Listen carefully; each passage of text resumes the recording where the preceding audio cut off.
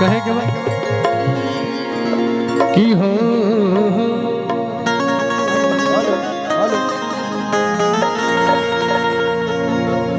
की हो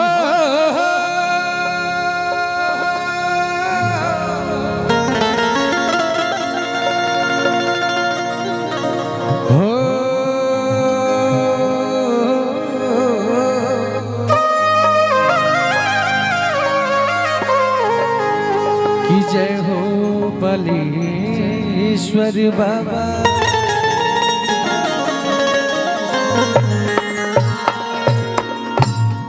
एक बार जे भी जुटल बा लोग एक बार हमरा खातिर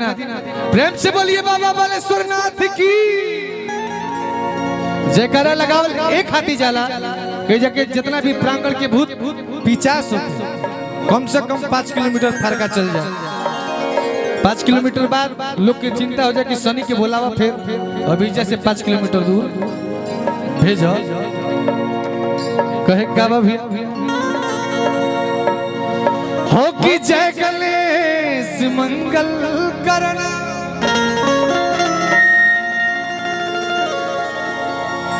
जय गणेश मंगल करना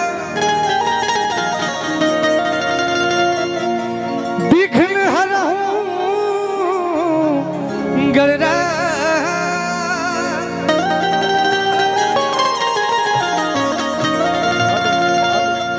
एक दंत करवरी बदन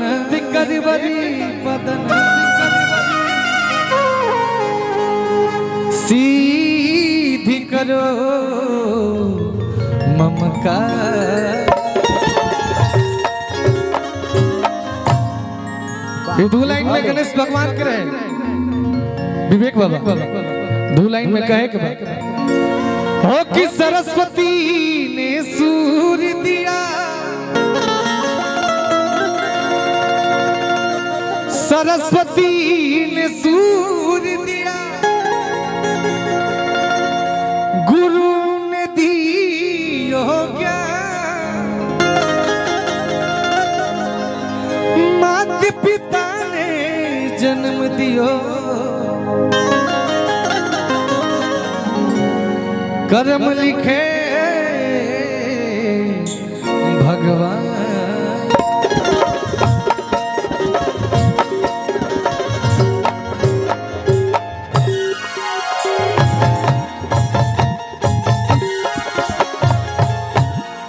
मंच के माध्यम से परम पूज्य गुरुदेव श्री अजीत हलचल गुरु जी के बार-बार पाँव लगी रही ओकरा बाद वो माता पिता के प्रणाम रही जे हमरा ऐसन नलायक लड़का के जन्म देले बा।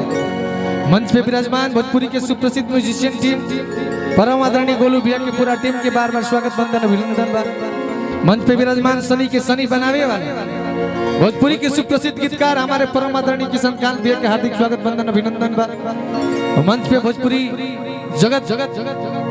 में ड्रीम गर्ल के नाम से विख्यात भोजपुरी की सुपरस्टार गायिका निशा पांडे जी के प्रणाम स्वागत वंदन अभिनंदन बा। हमारे हमेशा साथ खड़ा रहे वाला हम दादरा म्यूजिक के मालिक हमारे परम आदरणीय कुमार डब्ल्यू भैया के स्वागत बा। सामने जे भी कैमरामैन हमारे यूट्यूबर भैया बानी जा सबके स्वागत वंदन अभिनंदन बाटे। और हमारे बीच हमारे अति प्रिय बाबा बालेश्वर नाथ के भक्त हमारे आदरणीय विवेक बाबा के प्रणाम बा स्वागत वंदन अभिनंदन बा। और हमारे भोजपुरी के बहुत ही शानदार मंचोद्घोषक आदरणीय प्रशांत भैया के स्वागत वंदन अभिनंदन बा। हमारा चंदन भैया हमारे छोट भाई आशीष शुभम साथे साथे हमारे मनीष माही अमित माही भाई के स्वागत बा। हमारे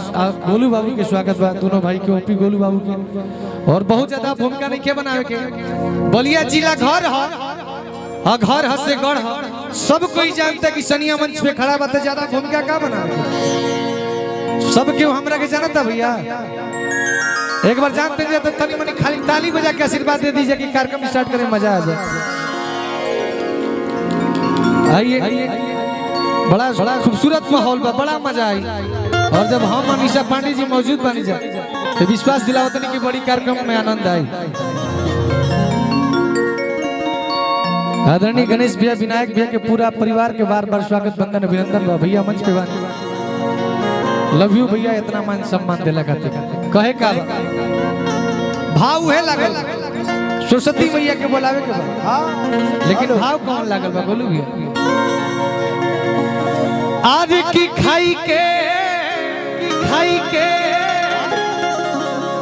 मगहिया के पर किए राजा हमरो अरे की जान ले भैया हेलो भैया तने का लेवल बढ़ाई लेवल तने खोल के राखी जब इतना साथ समाज जुटल बा तो एकदम खोल के राखी कि टन टन आवाज कर वही भाव के सहारा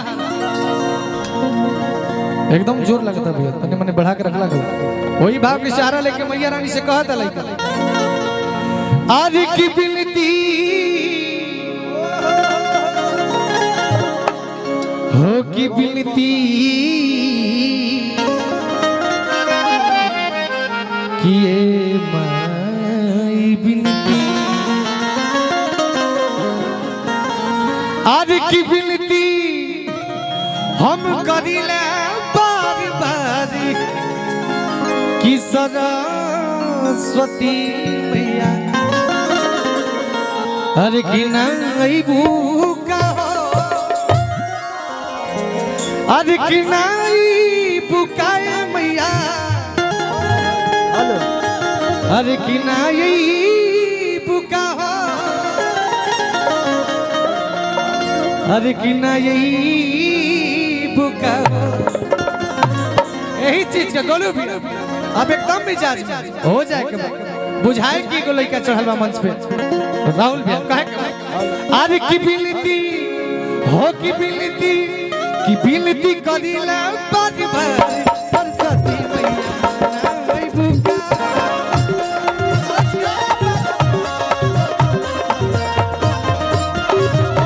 बिनती करिला बार बार सरस्वती मैया नहीं भूखा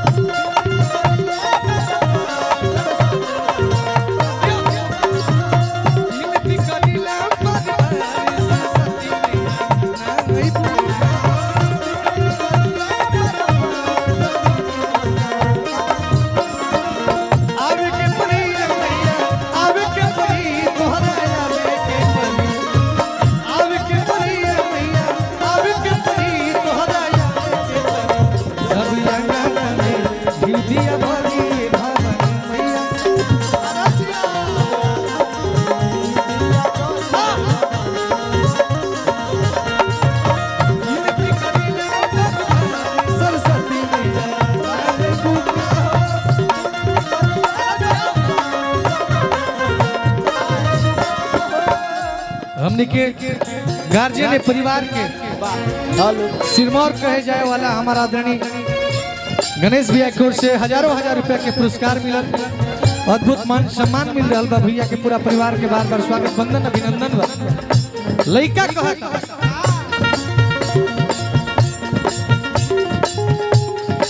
सच बजा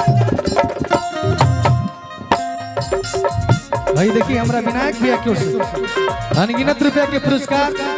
बड़का बड़का नोट मिलता भैया की ओर से बार बार स्वागत वंदन अभिनंदन बा सुध बना सच बना उखड़ला वाजिबा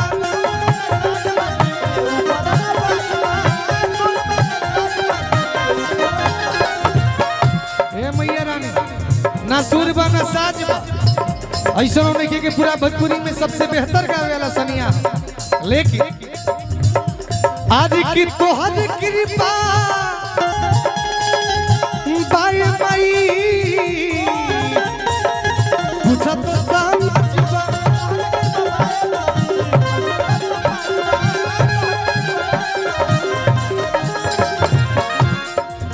आज की पूछा तो समझबा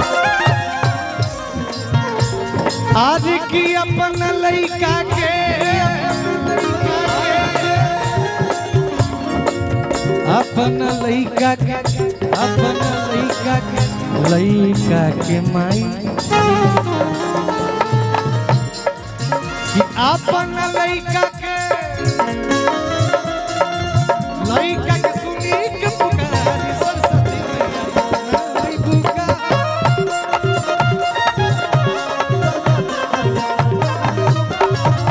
विनती करिला बार सरस्वती मैया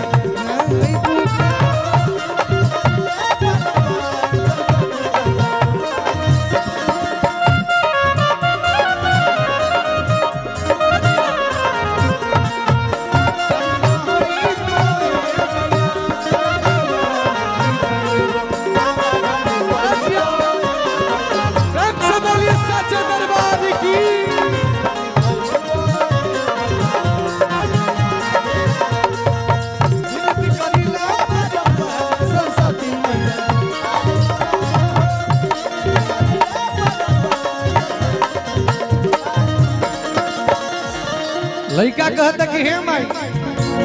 इतना पढ़ल लिखल समाज में सनिया ऐसा एगो पूर्वक लड़का मंच पे पक बोलत जवन बोलत तो सही हो जाता ये तोहार कृपा बसोनु भी पढ़ली ना लिखली गंवारी बनी माई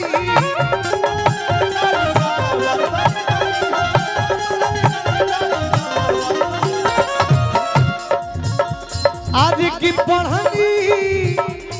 ना लिखली गंवारी बनी माई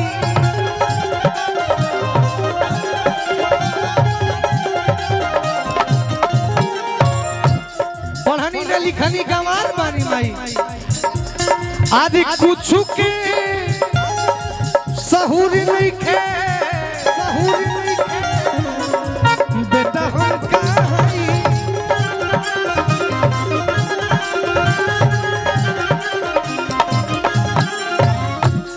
अरे की बेटा हम कहाँ कि अपन सनिया के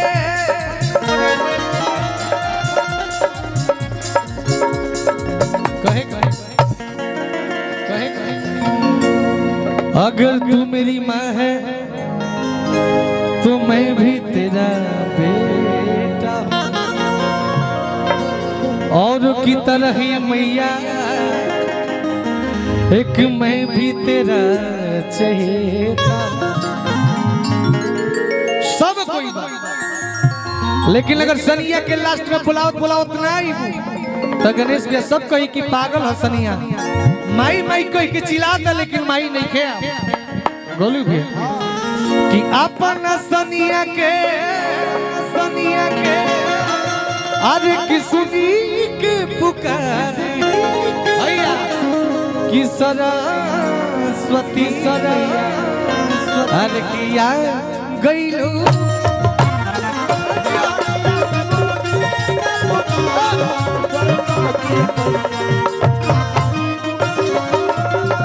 सनिया के